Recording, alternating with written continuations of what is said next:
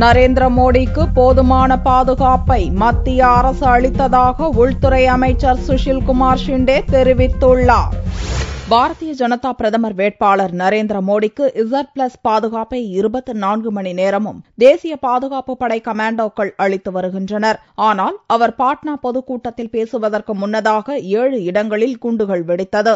பாதுகாப்பு ஏற்பாடுகளில் நடந்த குளறுபடியே குண்டு வெடிப்புக்கு காரணம் என்று பாரதிய ஜனதா குற்றம் சாட்டியது. இது தொடர்பாக டெல்லியில் நிருபர்களை சந்தித்த மத்திய உள்துறை அமைச்சர் சுஷில் குமார் ஷிண்டே நரேந்திர மோடிக்கு உரிய பாதுகாப்பை மத்திய அரசு வழங்கியதாக விளக்கம் அளித்தார். பாட்னாவுக்கு செவ்வாயன்று நேரில் சென்று குண்டு வெடித்த இடங்களை ஆய்வு செய்ய உள்ளதாகவும் அவர் கூறினார்.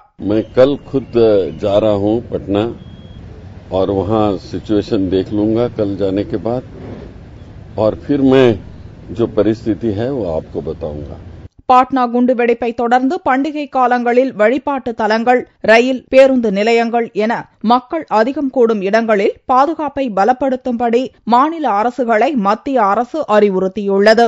சட்டசபை தேர்தல்களை சந்திக்க உள்ள டெல்லி, மத்திய பிரதேசம், ராஜஸ்தான், சத்தீஸ்கர், மிசோரம் ஆகிய மாநிலங்களில் தலைவர்கள் பேசும் பொதுக்கூட்டங்களுக்கு பாதுகாப்பை மேலும் பலப்படுத்தும்படியும் அந்தந்த மாநில அரசுகளை உள்துறை அமைச்சகம் கேட்டுக் கொண்டுள்ளது.